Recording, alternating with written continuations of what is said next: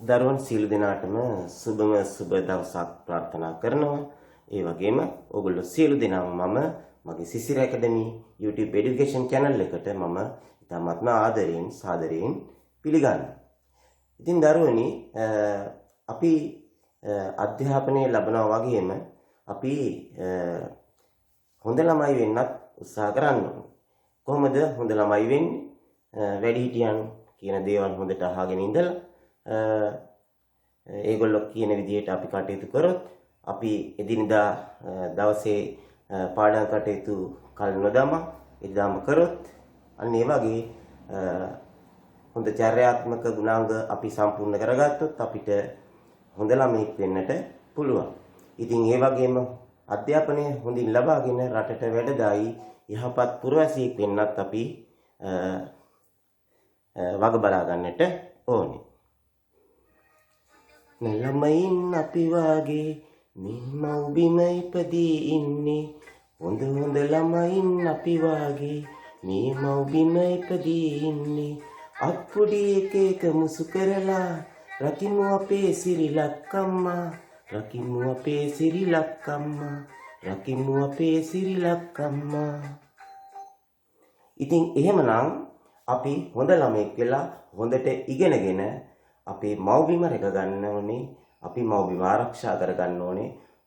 මව්බිම ඉහළම තත්ත්වයකට සෙසු රටවල් වලට වඩා ගෙනීම සඳහා අපි දායක වෙන්නට වැඩිහිටියන් වෙලා දායක වෙන්නට අපි සෑම විට සිතාගත යුතුයි. ඉතින් එහෙමනම් මම අද දවසේ පාඩම් පටන් ගන්නට යන්නේ මේ මධ්‍යම පළාත් අධ්‍යාපන දෙපාර්තමේන්තුවේ 2019 වර්ෂාවසාන පරීක්ෂණයට දුන්නු ප්‍රශ්න පත්‍රය ඔයගොල්ලොත් එක්කලා සාකච්ඡා කරන්නට. මෙය මම හිතන්නේ ඔයගොල්ලන්ට ඉතාමත්ම වැදගත් වෙයි මේ වර්ෂයේ ඉගෙනගත්තු දේවල් පුනරීක්ෂණය කර ගන්නට. එhmenan අපි බලමුද පාඩම පටන් ගමු නේද? ඔව්. ඔයගොල්ලන්ට කියනවා පළවෙනි ප්‍රශ්නයෙන් 5361 ඉලක්කම් දර්ශකය සොයන්න කියලා. මොකද්ද මේ ඉලක්කම් දර්ශකය කියන්නේ? මේකට අපි කියනවා වාසනාංකය කියලා. හරි? ඉලක්කම් දර්ශකය හොයන්න කිව්වොත් අපිට තියෙන මේ 5361 කියන සංඛ්‍යාව ලිවීමට ගන්න මේ ඉලක්කම් ටික එකතු කරලා එන අවසාන තනි ඉලක්කම බවට පත් කරාට පස්සේ එන පිළිතුරට. අපි බලමු මේ 5යි 3යි 6යි 1යි එකතු කරලා. 5යි 3යි 6යි 1යි එකතු කරලා. එතකොට එනවා කීයක්ද? 5යි 3යි 8යි 8යි 6යි 14යි 1යි 15ක් වෙනවා. ඉතින් ඊට පස්සේ අවසානෙට අපි මේ 15 කියන එකේ 1යි 5යි එකතු කරන්න ඕනේ. එතකොට අන්න තනි ඉලක්කමක් බවට පත් වෙනවා. කීයද? 6. ඉතින් මේ ඉලක්කම් දර්ශකයේ විතරයි මේ ප්‍රශ්නයෙන් අහන්නේ. මේ ඉලක්කම් දර්ශකයේ තියෙන වැදගත්කම මොකද්ද? අපිට පුළුවනි යම් සංඛ්‍යාවක් ඉලක්කම් දර්ශකයේ සෙව්වට පස්සේ එන උත්තරය 3ෙන් බෙදෙනවා නම් අනිවාර්යෙන් මේ සංඛ්‍යාව 3ෙන් බෙදෙනවා. හොඳේ. දැන් බලන්න මේ 6 3ෙන් බෙදෙනවා නේද? එහෙනම් අනිවාර්යෙන් මෙන්න මේ 5361 කියන සංඛ්‍යාව ෂුවර් එකටම 3ෙන් බෙදෙනවා. ඒ වගේම 9ෙන් බෙදෙන බවත් තීරණය කරන්න පුළුවන්. නමුත් 6 කියන එක 9ෙන් බෙදෙන්නේ නැති හින්දා මේ සංඛ්‍යාව 9ෙන් බෙදෙන්නේ නැහැ. එහෙනම් ඉලක්කම් දර්ශකයේ බැරි වෙලාවට 9 ආවා නම් මේ සංඛ්‍යාව 9ෙනුත් බෙදෙනවා 3ෙනුත් බෙදෙනවා. හොඳේ. එතකොට ඉලක්කම් දර්ශකයේ දිහා බලලා අපිට කියන්න පුළුවන් යම් සංඛ්‍යාවක් 3ෙන් බෙදෙන බව හෝ 9ෙන් බෙදෙන බව. ඒක මම වැඩි දුරටත් ඔයගොල්ලන්ට කිව්වේ. ඊළඟට අපිට කියනවා දෙවෙනි ප්‍රශ්නයෙන් A වල දෙවෙනි බලය B වල තුන්වෙනි බලය ගුණිතයක්සේ විහිදුවා ලියන්න. ගුණිතයක්සේ විහිදුවා ලියන්න. ඒ කියන්නේ මේ A වල දෙවෙනි බලයයි B වල තුන්වෙනි බලයයි අතර තියෙන මෙතන ලකුණ ගුණ කිරීම. A වල දෙවෙනි බලය කියන්නේ මොකද්ද? ඒ දෙපාරක් ගුණ වෙනවා කියන එක. A ගුණ කිරීම A. එතකොට B වල මෙතන තියෙන ගුණ කිරීම ලකුණ කිව්වා. ඊළඟට B වල තුන්වෙනි බලය කියන්නේ B තුන් පාරක් ගුණ වෙනවා කියන එකයි. ඒ කියන්නේ B ගුණ කිරීම B ගුණ කිරීම B. එතකොට මේ A වල දෙවෙනි බලය B වල තුන්වෙනි බලය කියන එක විහිදුවා ලියුවාම මෙන්න මේ ප්‍රතිඵලය තමයි අපිට ලැබෙන්නේ. හොඳේ.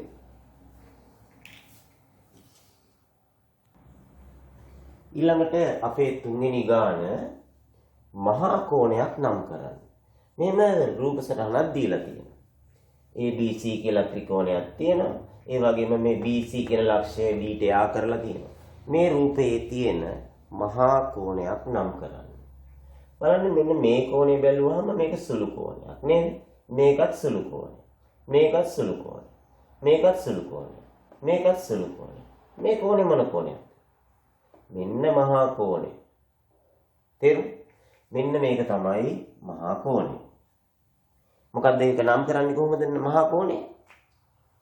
මේ කෝණයේ තියෙන තැන අකුර මැදට දාලා BDC D අකුර මැදට දාලා BDC කෝණය කියලා නම් කරන්න ඕනේ. BDC කෝණය. මෙන්න මහා කෝණය. එතකොට මේ පැත්තෙන් තියෙන්නේ ලොකු කෝණයක් තියෙනවා. මේකට අපි කියනවා පරාවර්ත කෝණය. ඒක නම් කරන්නේ BDC කියලාමයි. BDC කියලා වරහන් ඇතුලේ ලියන්න ඕනේ පරාවර්ත කියලා. හොඳේ? අනිත් කෝණය. ඊළඟට කියනවා මේකේ තියෙනවා ළමයි අවතල බහුවස්ත්‍රයක්. අන්න ඒක නම් කරන්නලු. අවතල බහුවස්ත්‍රයක් කියන්නේ මොකද්ද? පාද ඇතුළට නෙරා තියෙන බහුවස්ත්‍ර. එතකොට බලන්න ABC කිව්වහම ඒක ඇවිල්ලා උත්තල බහුවස්ත්‍රය. එතකොට මේකේ තියෙන අවතල බහුවස්ත්‍රය මොකද්ද? ABDC. මෙන්න මේ බලන්න මේකේ පාද මේ පැත්තට ඇතුළට නෙරා ඇවිල්ලානේ. ABDC කියන චතුරස්‍රය. ABDC තමයි අවතල බහුවස්ත්‍රය වෙන්නේ. ABDC කියන චතුරස්‍රය. ඊළඟට අපිට කියනවා ඒ සමානයි 1/10ත් අතර ප්‍රථමක සංඛ්‍යා කුලකය. 1/10ත් අතර ප්‍රථමක සංඛ්‍යා කුලකය වෙන් රූපයක දක්වන්න. ඒතර වෙන් රූපයක දක්වන්නේ කිව්වහම මෙහෙම අපි සංවෘත රූපයක් ඇඳලා ඒකට A කියලා නම් කරනවා. මේක ඇතුලේ ලියන්න ඕනේ 1/10ත් අතර තියෙන ප්‍රථමක සංඛ්‍යා. මොනවද ළමයි ප්‍රථමක සංඛ්‍යා කියන්නේ? ප්‍රථමක සංඛ්‍යා කියන්නේ සාධක දෙකක් පමණයි තියෙන්න ඕනේ. එම සාධක දෙක මොකද්ද? එකෙනුත් බෙදෙන්න ඕනේ, එම සංඛ්‍යාවනුත් බෙදෙන්න ඕනේ. එච්චරයි. වෙනස් කිසිදු සංඛ්‍යාවකින් බෙදෙන්න බෑ. එතකොට 1/10ට අතර තියෙන ප්‍රථමක සංඛ්‍යා සාධක දෙකක් පමණක් තියෙන සංඛ්‍යා. එක ගන්න පුළුවන්ද? එක කියන්නේ එකමයි, එම සංඛ්‍යාව කියන්නේ එකමයි. එතකොට ඒකේ තියෙන එක සාධකයයි. මම කිව්වේ ප්‍රථමක සංඛ්‍යා කියන්නේ සාධක දෙකක් පමණක් තියෙන්න ඕනේ. එහෙනම් එක ප්‍රථමක නෙමෙයි. දෙක බෙදෙන්නේ කෙනෙක් දෙකෙනෙක් විතරයිනේ. දෙක ගත්ත හැකි තුන. ආයි වෙන කිසිම සංඛ්‍යාවකින් බෙදෙන්නේ නැහැ. තුනක් ගත්ත හැකි. හතර බෑ. හතර දෙකෙන් බෙදෙනවා. ඊළඟට පහත් වෙන කිසිදු සංඛ්‍යාවකින් බෙදෙන්නේ නැහැ. 6 බෙදෙනවා නේද දෙකෙනුයි තුනෙනුයි. එහෙනම් 7 ගන්න පුළුවන්. 7 බෙදෙන්නේ කෙනුයි හතෙනුයි විතරයි. 8 බෑ. 9 බෑ. 3ෙන් බෙදෙනවනේ නේද? 10 4 කිව්වම කොහොමදත් 10 ගන්න බෑ. 1 ගන්නත් බෑ 4 කිව්වම නේ. ඔව්. කොහොමරි තියෙන්නේ 2යි 3යි 5යි 7යි කියන ප්‍රථමක සංඛ්‍යා ටික. මෙන්න මේ විදිහට වෙන රූපයක දක්වන්න තියෙන්නේ. රයිට්.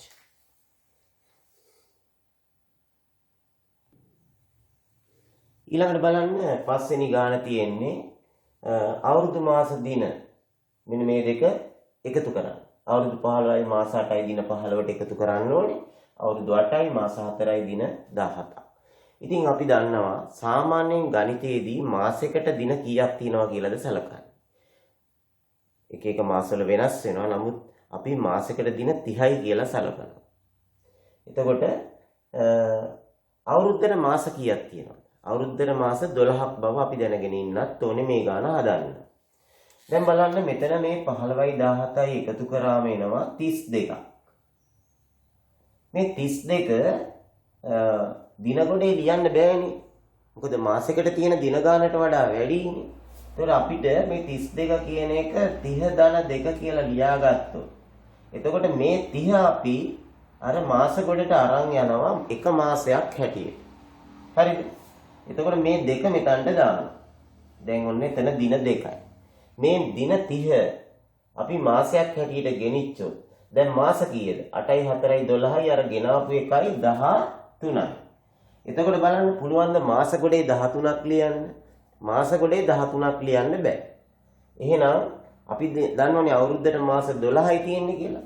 අපි ඒකෙන් අවුරුද්දක්, ඒ කියන්නේ මාස 12ක් අයින් කරගත්තොත් තව එකයි ඉතුරු වෙන්නේ. එක මාසයක්. අන්න ඒ මාසය මෙතන ලියනවා. ඊට පස්සේ මේ මාස 12, මේ මාස 12 අපි ගෙනියනවා අවුරුද්දක් හැටියට, අවුරුදු එකක් හැටියට. මාස 12 ගෙනියනවා එක අවුරුද්දක් හැටියට. දැන් අවුරුදු කීයද? 15යි 8යි 23යි. 23යි අර ගෙනාපු අවුරුද්දයි අවුරුදු 24යි. දැන් තේරුණාද? එතකොට මාස කොටේ දින 32ක් තියන්න බැරි හින්දා දින දෙක මෙතනට දාලා දින 30 මාසයක් හැටියට මෙතනට ගෙනාවා. ඊට පස්සේ 8යි 4යි 12යි අර ගෙනාපු මාසයයි 13යි. ඒ 13ෙනුත් අපිට මාස ගොඩේ 13 තියන්න බෑ. මාස 12ක් අවුරුද්ද හැටියට සලකලා එතන 12යි 1යි. මේ ඒක මෙතනට දැම්මා මාස ගොඩේ. ඊට පස්සේ දැන් අවුරුද්දක් ගෙනාව මේ පැත්තට 15යි 8යි 23යි අර ගෙනාපු එකයි 24යි. පැහැදිලිද?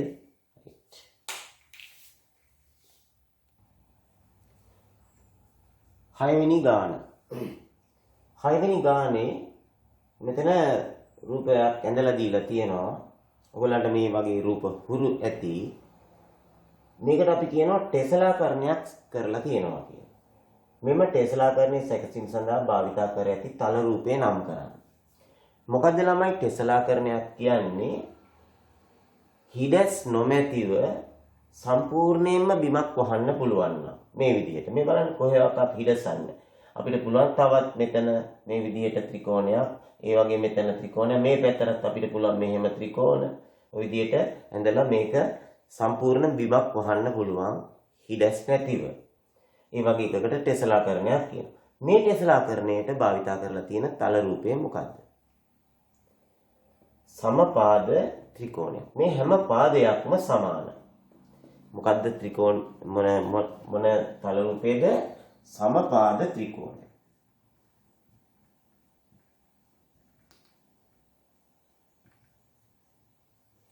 සමපාද ත්‍රිකෝණය තමයි පිළිතුර නේද? එතකොට මේක මොන වර්ගයේ ටෙස්ලාකරණයක්ද? එකම වර්ගයේ තල රූප භාවිතා කරලා, සමිති තල රූප භාවිතා කරලා සම්පූර්ණ කරන මෙම ටෙස්ලාකරණයට අපි කියන්නේ මොන ටෙස්ලාකරණයක්ද? ශුද්ධ ටෙස්ලාකරණය. මොකද්ද? ශුද්ධ ටෙස්ලාකරණය.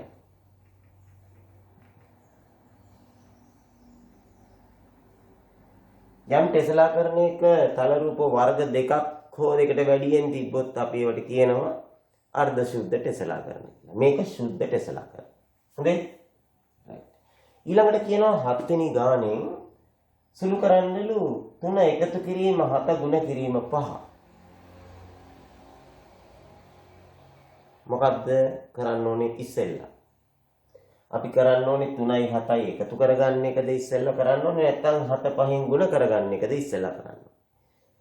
අපි ඉස්සෙල්ලා කරන්න ඕනේ එකතු කිරීම කරන්නට පෙර අපි කරන්න ඕනේ ගුණ කිරීම. මොකද මේකේ නීතිමාලාවක් තියෙනවානේ. ඉස්සෙල්ලම ගුණ කිරීම බෙදීම කරාට පස්සේ තමයි එකතු කිරීම අඩු කිරීම කරන්නේ.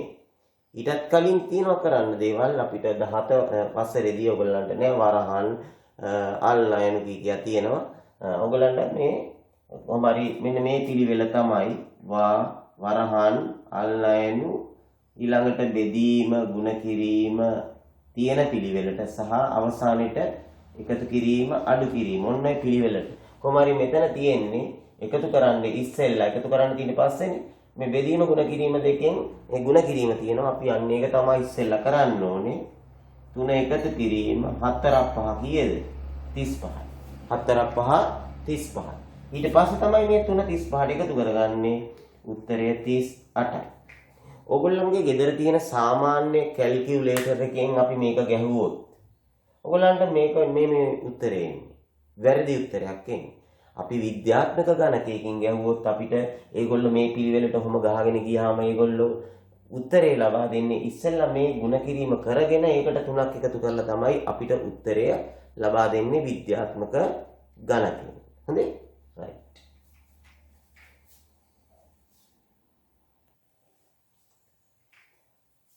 හොඳයි ළමයි 8 වෙනි ගාන තියෙන්නේ අපගේ කවකටු පෙට්ටියේ තියෙන්නේ.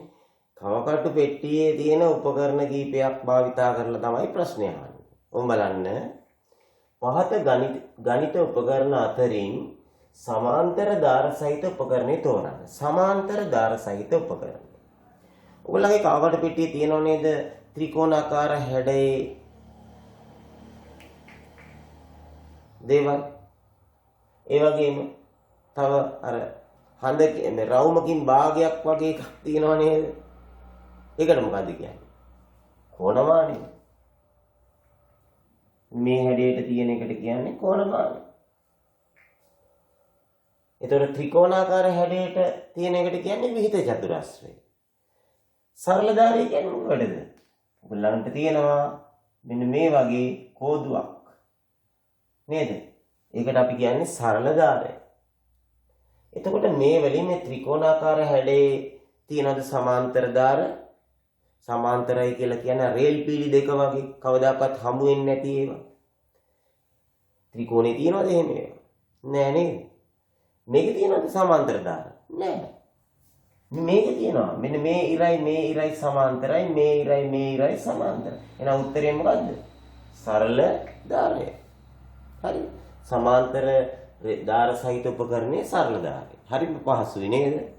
right. ඊළඟට අපිට කියනවා 9 වෙනි ප්‍රශ්නයෙන් මීටර් 5යි සෙන්ටිමීටර් 50 තුනෙන් ගුණ කරලා ගේ සොයන්න. එතන අපි මේක කරන්නේ කොහොමද? අපිට පුළුවන් මේක කුඩා මේකකයේ සෙන්ටිමීටර්නේ. මට කියන්න 1 මීටරයට සෙන්ටිමීටර් කීයක් තියෙනවද? 1 මීටරේ ඒ කියන්නේ රෙදි මනින මීටර් කෝදුවේ සෙන්ටිමීටර් කීයක් තියෙනවද? 100ක් තියෙනවානේ. එහෙනම් මීටර් 5ට තියෙනවා සෙන්ටිමීටර් 500ක්. ඔක්කොම තියෙනවා සෙන්ටිමීටර් 550ක්. සෙන්ටිමීටර් 550 අපිට තියෙන්නේ 3ෙන් ගුණ කරගන්න. හරි. 3 වරක් බිඳුව බිඳුවයි 3 වරක් 15න් 5 දැම්ම එකක් ඉතුරුයි 3 වරක් 15යි 1යි 16යි. දැන් හැබැයි සෙන්ටිමීටර් 1650ක් එන්නේ. එතනකොට අපි ඒකෙන් මේක මීටර් සෙන්ටිමීටර් වලට වෙන් කරොත් මේ 50 සෙන්ටිමීටර් වලට දාලා 16 මීටර් වලට දාමු. සෙන්ටිමීටර් 50යි. මොකද සෙන්ටිමීටර් ගොඩේ වැඩියෙන්ම තියන්න පුළුවන් 99 නේද? 100 තියන්න බෑනේ. මේ සෙන්ටිමීටර් 100 කියන්නේ මීටර එකයි. කියන්නේ මේක 50 මේ සෙන්ටිමීටර් ගොඩේ 16 මීටර ගොඩේ. මේක තව මෙහෙමත් හදන්න පුළුවන් ඉතින්. මීටර් 5යි සෙන්ටිමීටර් 50යි. මේක අපිට තියෙන්නේ 3ෙන් ගුණ කරලා. එතකොට බලන්න 50 ඒවා තුනක් 150යි නේද? අර ඉස්සෙල්ලා කරා වගේ. සෙන්ටිමීටර් 150 කියන්නේ මීටර් එකකුයි සෙන්ටිමීටර් 50කුයි. නේද? මෙතන 150 ලියන්න බෑනේ. එතන නම් අපි මෙතන ලියනවා කීයද? 50 ලියනවා සෙන්ටිමීටර්. සෙන්ටිමීටර් ගොඩේ. මේ මීටර එක ගේනවා මේකට. මෙතනට එකක් ගේනවා. එතකොට 3 වරක් 15යි අර ගෙනාපු එකයි කීයද? 3 වරක් 15යි අර ගෙනාපු එකයි 16යි නේ. එතනට එනවා 16ක්. ඔය විදිහට මීටර් 16යි සෙන්ටිමීටර් 50 එහෙම ගන්නත් පුළුවන්. ඉතින් මම ක්‍රම දෙකක් කියලා දුන්නා. ඔයගොල්ලන්ට කැමති ක්‍රමයක්, පහසු ක්‍රමයක් තෝරා ගන්න පුළුවන්.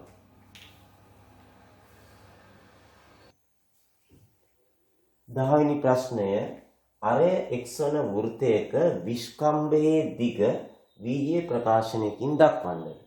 එතකොට එතකොට කොහොමද වෙන්නේ ළමයි? මේකේ අරය කියන්නේ මොකද්ද? විස්කම්භය කියන්නේ මොකක්ද? මේකේ අරය x. අරය කියන්නේ මේ කේන්ද්‍රයේ ඉඳලා මෙන්න මේ පරිධිය මත ලක්ෂයකට තියෙන දුර. මේකට කියන්නේ අරය කියලා. එතකොට මේ අරය x කියලා කියනවා නේද ඒගොල්ලෝ? එතකොට විස්කම්භය කියන්නේ මොකද්ද? විස්කම්භය කියන්නේ මේ කේන්ද්‍රය හරහා අපි මේක මෙහාට දික් කළොත් එහෙම මේ AB කියන්නේ විස්කම්භය. එතකොට OA කියන්නේත් අරයක්, OB කියන්නේත් අරයක්. එහෙනම් මේ දිගත් x වෙනවා නේද? කියන්නේ මේ පැත්තට අරයක් මේ පැත්තට අරයක්. ඒතර විස්කම්භය කියන්නේ මේ සම්පූර්ණ දිග. එහෙමනම් අරය x නම් මට කියන්න බලන්න විස්කම්භය කොච්චරද? විස්කම්භය x වගේ දෙකක් නේද? ඒ කියන්නේ x එකතු කිරීම x. ඒ කියන්නේ 2x. නැත්නම් x දෙකෙන් ගුණ කරාම 2x. එතන අපිට කියන්නේ බීජ ප්‍රකාශනයකින් දක්වන්න කියලා. උත්තරේ මොකද්ද? 2x.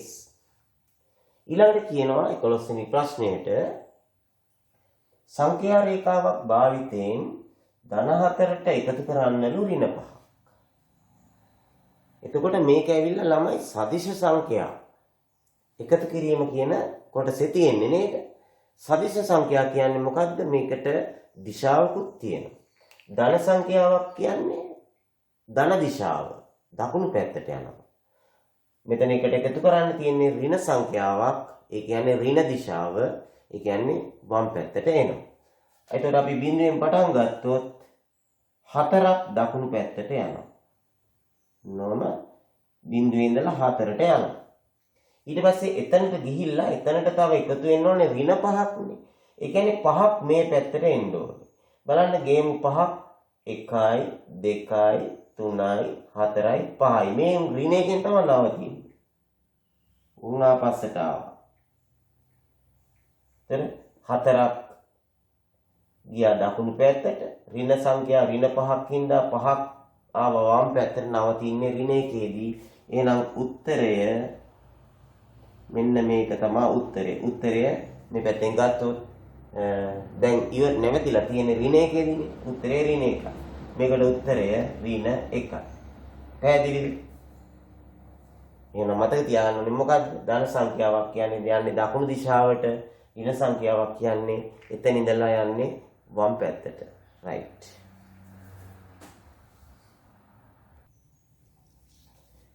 දොළොස්වෙනි ප්‍රශ්නය. මිනිසුන් 3 දෙනෙකු විසින් 3 දෙනෙක් හොඳේ 3 දෙනෙක් විසින් දැස් කරගත් මී පැණි ලීටර් 50ක් සහ ලීටර් 50යි මිලිලීටර් 25ක් ඒ ඔවුන් අතර සමසේ බෙදුවොත් ඒ 3 දෙනා අතරේ සමානව බෙදුවොත් එක් අයෙකුට ලැබුණු ප්‍රමාණය සොයන්න. එතකොට අපි මොන ගණිත කර්මයේද පාවිච්චි කරන්නේ? මෙන්න මේ ප්‍රමාණය 3 දෙනෙක් අතරේ සමසේ බෙදන්න. එහෙනම් අපි බෙදන්න ඕනේ 3ෙන් නේද? ඒ කියන්නේ ලීටර් 50යි මිලිලීටර් 25. මේක බෙදන්න ඕනේ 3ෙන්. එතකොට අපිට පුළුවනි මේ ලීටර් මිලිලීටර් වලින් තියෙන ඒවා කෙලින් ඔක්කොම ටික මිලිලීටර් වලින්ම ලියාගත්තොත් අපිට බෙදන්න පහසු වෙයි නේද? මට කියන්නේ 1 ලීටරයට මිලිලීටර් කීයක් තියෙනවද? 1 ලීටරයට මිලිලීටර් කීයක් තියෙනවද? ලීටරයට 1000. එහෙනම් ලීටර් 50ට තියෙනවා 50000. ඒතර 50000කුයි 25කුයි එකතු කරාම 50025 මිලිලීටර්. මේ බලන්න 50025 ලියපු හැටි 50000කට 25ක් එකතු කරලා. මෙන්න මේක තමයි බෙදන්න ඕනේ 3. එතකොට අපිට උත්තරය ලැබෙනවා. අපි බෙදලා බලමුද පැත්තක 50025 3ෙන් බෙදමු. 5ට 3 එකක් 3යි ඉතුරු 2යි. ඊළඟ මේ බිඳුව ගන්න. 20ට 3 ඒවා කීයක් තියෙනවද? 3 ඒවා 6ක් 18යි 2ක් ඉතුරුයි. ඊළඟ මේ බිඳුව ගන්න. ආයෙත් 20ට 3 ඒවා 6ක් 18යි 2ක් ඉතුරුයි. ඊළඟ මේ දෙක ගත්තා. 22ට 3 ඒවා 7ක් 21යි 1ක් ඉතුරුයි. ඊළඟ ගත්ත මේ 5. 15ට 3 ඒවා 5ක් හරියටම 15යි ඉතුරු බිඳුව. ඒ කියන්නේ අපිට එනවා උත්තරය මිලිලීටර් වලින් උත්තරේ එන්නේ මිලිලීටර් 16675යි. 16675යි මිලිලීටර්. හැබැයි අපි උත්තරය තියන්න ඕනේ මිලිලීටර් වලින් නෙමෙයි නේද? දැන් ඒගොල්ලෝ අර සම්පූර්ණ පැණි ප්‍රමාණය ඒගොල්ලෝ දුන්නේ ලීටර් හා මිලිලීටර් වලින්. එහෙමනම් අපි ලීටරයට මිලිලීටර් 1000ක් තියෙනවනේ. එහෙනම් මේ 675 මිලිලීටර් ගොඩට දාලා 16 ලීටර් ගොඩට දාමු. උත්තරය ලීටර් 16යි 675යි මිලිලීටර්. මෙන්න මේක තමයි උත්තරේ. ලීටර් සහ මිලිලීටර් වලින් තියන්න ඕනේ නේද? ඊළඟට අපිට කියනවා 13 වෙනි ප්‍රශ්නෙට 0.01 100ෙන් ගුණ කරන්න. එතකොට 100ෙන් ගුණ කරනකොට 10 සංඛ්‍යා වලින් ගුණ කරනකොට දශම තිත ගමන් කරන්නේ දකුණු පැත්තට. 10ෙන් ගුණ කරනකොට දශම තිත ගමන් කරනවා දකුණු පැත්තට ස්ථාන 1ක්. 100ෙන් ගුණ කරනකොට දශම තිත ගමන් කරනවා දකුණු පැත්තට ස්ථාන 2ක්. 1000ෙන් ගුණ කරනකොට දශම තිත තියෙන තැන ඉඳලා ස්ථාන 3ක් දකුණට ගමන් කරනවා. දකුණට ගමන් කරන්නේ හොඳේ. දකුණට ගමන් කරනවා දශම තිත. එහෙනම් 100ෙන් ගුණ කරනකොට දශම තිත ස්ථාන 2ක් දකුණට ගමන් කරනවා. 0.01 100ෙන් ගුණ කරාම මේ දශම තිත ගමන් කරනවා මේ තියෙන තැන ඉඳලා මෙතනට ගිහිල්ලා තවත් එකක් මෙතනට යනවා. දැන් දශම තිත මෙතනට එන්න ඕනේ. ඒතර උත්තරේ කීයද? 1යි නේද? උත්තරය 1යි. දශම තිත මෙතනට ගමන් කරන 1යි දශම කියලා මෙතනට එන්නේ. 1.0 එන්නේ. හොඳේ? උත්තරය 1යි.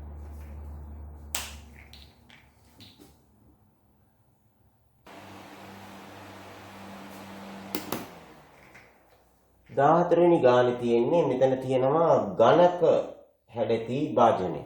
ඝනක හැඩති භාජනයක අඩක් ජලයෙන් පිරලා තියෙනවා.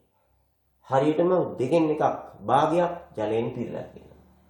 භාජනයේ ජල පරිමාණ සොයන්න. ඒතර අපිට රූප සටහනේ දීලා තියෙනවා මේ එක පාදයක් 10යි කියලා.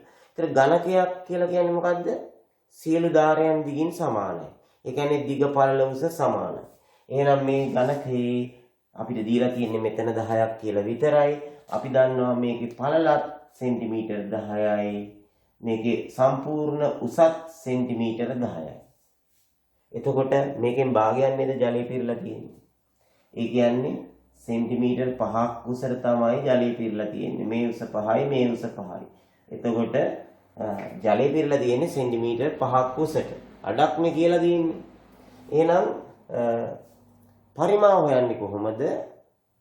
ඝනකයක ඝනකාභයක දිග පළල උස ගුණ කරලා. එහෙමනම් මෙතන අපිට තියෙන්නේ පරිමාව හොයන්න 10 ගුණ 10 සෙන්ටිමීටර් 10 ගුණ කිරීම සෙන්ටිමීටර් 10 ගුණ කිරීම සෙන්ටිමීටර් 5. ජල පරිමාව අහන හින්දා 5න් තමයි උස ගුණ කරන්නේ 10න් නෙමෙයි. ඒතර බලන්න උත්තරේ 10 වරක් 10 100යි 100 5 කීයද? 500. ඝන සෙන්ටිමීටර් 500. එතකොට ඝන සෙන්ටිමීටර් 500 නම් එතන කොච්චර ජලයේ ප්‍රමාණයක් තියෙනවද? අපි දන්නවා ඝන සෙන්ටිමීටර් 1 සමානයි කියලා මිලිලීටර් 1කට. මේක අපි දන්නේ නැත්නම් දැනගෙන ඉන්න ඕනේ. හරි. එහෙනම් ඝන සෙන්ටිමීටර් 500යි කියන්නේ මෙතන තියෙනවා මිලිලීටර් 500ක්. හොඳේ? ඝන සෙන්ටිමීටර් 1ක් මිලිලීටර් 1යිනේ. එහෙනම් ඝන සෙන්ටිමීටර් 500ක් කියන්නේ මිලිලීටර් 500. පැහැදිලිද? right.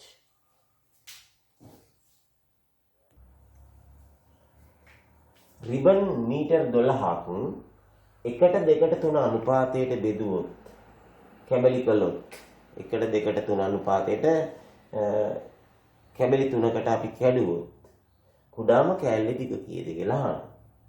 එතකොට බලන්න මීටර් 12ක රිබන් පටියක් තමයි අපි කපන්න යන්නේ. මට කියන්න කුඩාම කොටසට අදාළ භාගය මොකක්ද? ඔක්කොම කොටස් ගත්තොත් 1යි 2යි 3යි එකතු කරාම 1යි 2යි එකතු කරාම 3යි 3යි 6ක් තියෙනවා. කොටස් 6ක් තියෙනවා. මේ කොටස් 6න් එක පංගුවක් තමයි අපෙන් අහන්නේ. තේරුණාද?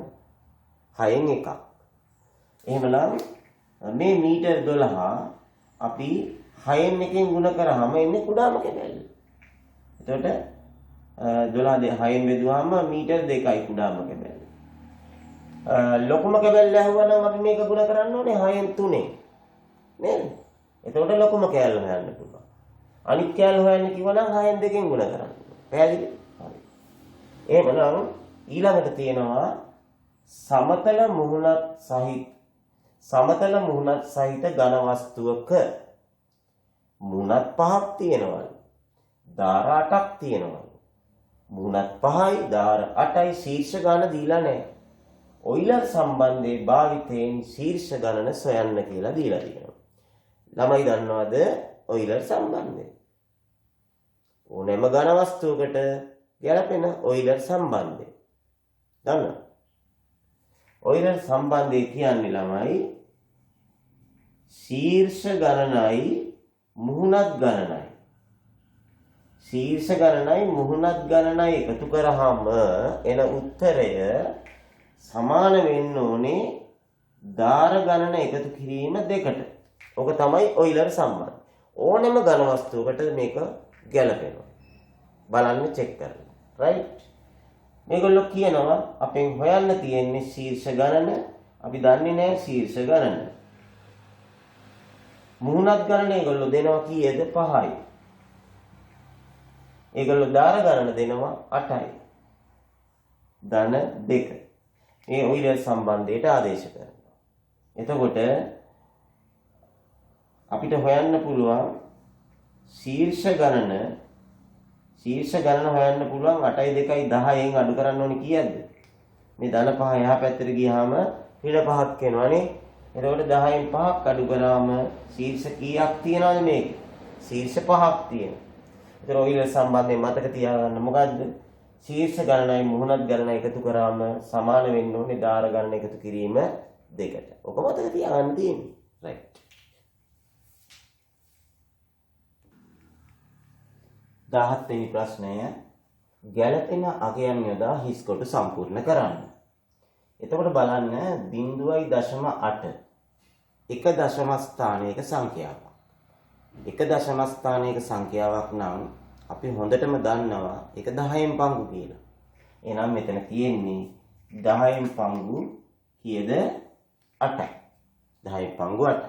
දශම ස්ථාන දෙකක් නම් 100න් පංගු, දශම ස්ථාන තුනක් නම් 10න් පංගු. ඊට පස්සේ ඒගොල්ලෝ අපිට දෙනවා මෙතන හිස් කොටුවක් දීලා මෙතන 100 දාන්න. ඒ කියන්නේ 10න් ගුණ කරලා 100 ඇවිල්ලා තියෙනවා නම් මේ 8ත් 10න් ගුණ කරලා මෙතනට එනවා. එතකොට 8 10 10න් ගුණ කරාම 100යි නම් 8 10න් ගුණ කළාම 80යි. 100න් නම් 80යි. ඒ කියන්නේ 100න් 80යි කියන්නේ 180යි. 100න් 80යි කියන්නේ 180යි. ඊළඟට 18 වෙනි ප්‍රශ්නය. සමබර කාසියක් වරක් උඩ දැමූ විට ලැබිය හැකි ප්‍රතිඵල සියල්ල ලියන්නලු. ඒ කියන්නේ අපිට කියනවා දැන් එකපාරක් උඩ දැම්මාම ලැබෙන්න පුළුවන් ප්‍රතිඵල තියෙනවා. අන්න ඒවා ලියන්නලු. ඒ කියන්නේ නියදී අවකාශය ලියන්න කියලා තමයි කියන්නේ. අපිට මොනවාද වැටෙන්න පුළුවන් පැති? කාසියක් උඩ දැම්මා. සිරස වැටෙන්න පුළුවන්. එහෙම නැත්නම් අගේ වැටෙන්න පුළුවන් නේද? සිරස වැටෙන්න පුළුවන්, අගේ වැටෙන්න. මේක තව ආකාරයකින් ඕන නම් ලියන්න පුළුවන්. මොකද්ද? සිරස වෙනුවට H අකුර head, අගේ වෙනුවට T අකුර tail, head tail. ඉතින් H, T කියලා ලිව්වත් ඕගොල්ලන්ගේ පිළිතුර අපි බාර ගන්නවා. හොඳේ? සිරස, අගේ එහෙම නැත්නම් head tail HT. right.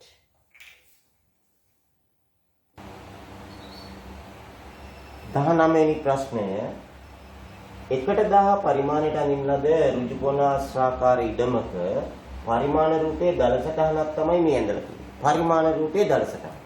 ඒ කියන්නේ මැනලා අරගෙන සෙන්ටිමීටර් 10කුයි සෙන්ටිමීටර් 7.5කුයි අරගෙන පරිමාණ රූපයක් තමයි ඔය තියෙන්නේ. ඉඩමේ සැබෑ දිග හා පළල සොයන්න. ඉඩමේ ඇත්ත දිගයි පළලයි මේක ඇඳලා තියෙන්නේ 1/1000 පරිමාණයට. අපි එමනම් බලමු 1/1000 පරිමාණය කියන්නේ මොකද්ද? තේරුම මොකද්ද? 1 සෙන්ටිමීටරයකින් සෙන්ටිමීටර් 1000ක් පෙන්නනවා කියන එක. හොඳයි. 1 සෙන්ටිමීටරයකින් සෙන්ටිමීටර් 1000ක් පෙන්නනවා කියන එක තමයි 1/1000 පරිමාණය කියන එකේ තේරුම. එහෙනම් මට කියන්න බලන්න 1 සෙන්ටිමීටරයකින් පෙන්නන ඇත්ත දුර සෙන්ටිමීටර් 1000යි නම් ඒ දුර මීටර වලින් නම් කීයද? මීටරයට සෙන්ටිමීටර කීයද? 100. මෙතන තියෙනවා 100වත් 10ක්.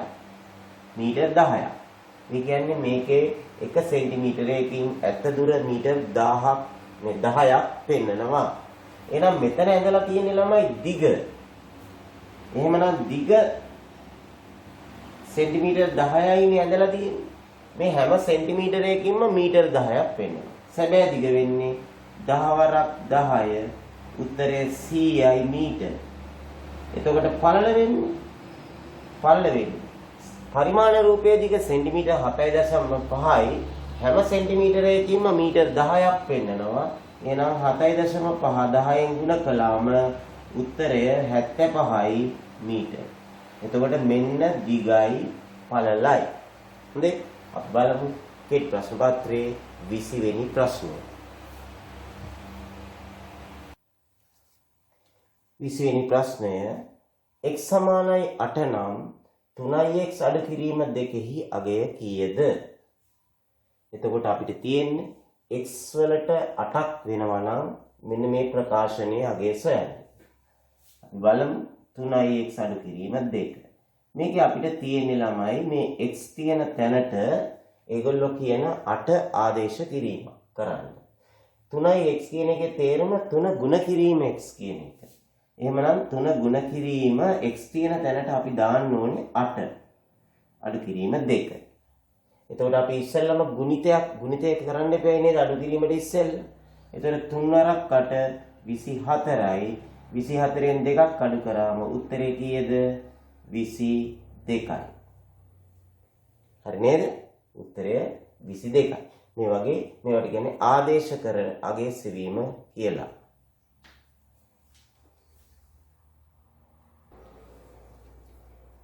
හොඳ ළමයින් අපි වාගේ මේ මව්බිම ඉපදී ඉන්නේ. එහෙනම් අපි දෙවෙනි කොටස හදමුනේ. හොඳයි. දැන් අපේ ප්‍රශ්න පත්‍රයේ දෙවෙනි කොටස. දෙවෙනි කොටසේ පළවෙනි ප්‍රශ්නය 320 කීයද? ඉලක්කම් තුනක සංඛ්‍යාව. මෙම සංඛ්‍යාව 6න් බෙදේ නම් හිස් කොටුවට ගැලපෙන ඉලක්කම ලියන්න. එතකොට මේ සංඛ්‍යාව 6න් බෙදෙනවා නම් අනිවාර්යෙන් දෙකෙනුත් බෙදෙන්න ඕනේ, තුනෙනුත් බෙදෙන්න ඕනේ. මේ දෙකෙන්ම බෙදෙන්න ඕනේ. තේරුණාද? එතකොට ළමයි දෙකෙන් බෙදෙන්න නම් මේ අග ඉලක්කමට එන්න ඕනේ සංඛ්‍යා මොනවද? දෙකෙන් බෙදෙන්න නම් 1.2 4 6 8. අනිවාර්යෙන් මේ මෙතනට එන්න ඕනේ 2 4 6 8 කියන ඉලක්කම් වලින් එකක්. තුනෙන් බෙදෙන්න නම් මම එක පත්‍රයේදී කියලා දුන්නා වගේ ඉලක්කම් දර්ශකය තුනෙන් බෙදෙන්න ඕනේ. වාසනා අංකය. අපි බලමු. 3යි 2යි 5යි. 5ට එකක් එකතු කරොත් 6යි. දෙකෙන් බෙදුණා. හැබැයි එක කියලා කියන්නේ ඉරට්ට සංඛ්‍යාවක් නෙමෙයි. එහෙනම් බලන්න දැන් 3යි 2යි 5ට කීයක්ද එකතු කරොත්ද? 5ට බිංදුවක් එකතු කරොත් 5 3ෙන් බෙදෙන්නේ නැහැ. 5ට දෙකක් එකතු කරොත් කීයද? 7යි නේද? 5ට දෙකක් එකතු කරොත් 7යි. එතකොට 7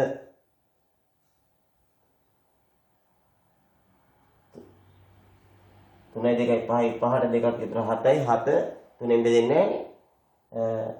5ට 4ක් එකතු කරොත් 9යි. 9 3ෙන් බෙදෙනවානේ. අන්න එහෙනම් මෙතනට ගැලපෙන එක සංඛ්‍යාවක් තමයි මේ තියෙන්නේ. තවත් තියෙනවද බලමුනේ 4 ගැලපෙනවා මෙතන. 5ට 6ක් එකතු කරොත් 11යි. 3ෙන් බෙදෙන්නේ නැහැ. 5ට 8ක් එකතු කරොත් 8යි 5යි 13යි නෑ. 4 විතරයි ගැලපෙන්නේ. එහෙනම් උත්තරය 324යි. මේ හිස් කොටුවට එන්නේ 4. හරිද? තේරුණාද? මේ සංඛ්‍යාව අනිවාර්යෙන් දෙකෙනුත් බෙදෙන්න ඕනේ, තුනෙනුත් බෙදෙන්න ඕනේ. ඒ දෙකෙන් බෙදුනොත් විතරයි 6න් බෙදෙන්නේ. ඊළඟට 70 ප්‍රථමක සාධකවල ගුණිතයක් ලෙස ලියන්න. එතකොට අපි 72 කියන එක මෙහෙම බෙදාගෙන යන්න ඕනේ ප්‍රථමක සාධකවලින්. ඉතින් ප්‍රථමක සාධක කියන්නේ මොනවද කියලා මම කියලා දුන්නා ඔයගොල්ලන්ට. සාධක දෙකක් පමණක් තියෙනවා. එකෙනුත් එම සංඛ්‍යාව වුණොත් බෙදෙන සංඛ්‍යා. එහෙනම් දෙකෙන් බෙදුවාම 36යි. ආයි දෙකෙන් බෙදුවාම 18යි. ආයි දෙකෙන් බෙදුවාම 9යි. ආය 3ෙන් බෙදුවාම 3යි. ආය 3ෙන් බෙදුවාම 1යි. එතකොට ඔන්න ප්‍රථමක සාධක වල ගුණිතයක් ලෙස ලියුවාම 2 ගුණ කිරීම 2 ගුණ කිරීම 2 ගුණ කිරීම 3 ගුණ කිරීම 3. එතකොට මෙන්න උත්තරේ. දැන් ඊළඟට තුන්වෙනි කොටසෙන් කියනවා 72. ඒ කියන්නේ ඉහත දෙකේ ලැබුණු පිළිතුර මෙන්න මේ පිළිතුර බලවල ගුණිතයක් ලෙස ලියන්න. මේක බලවල ගුණිතයක් ලෙස ලියුවොත් 2 3 පාරක් තියෙනවා 3 දෙපාරක් තියෙනවා. 2 3 පාරක් තියෙනවා නම් අපි ඒක ලියන්නේ 2 තුන්වෙනි බලය කියලා. 3 දෙපාරක් තියෙනවා නම් අපි ඒක ලියන්නේ 3 දෙවෙනි බලය කියලා. මෙන්න බල දෙකක ගුණිතයක් ලෙස ඉහත ලැබුණු පිළිතුර ලියුවාම මේක සමාන වෙන්නේ කීයටද? 72ට. පැහැදිලිද? අපි බලමු පළවෙනි ගානේ B කොටස ඊළඟට.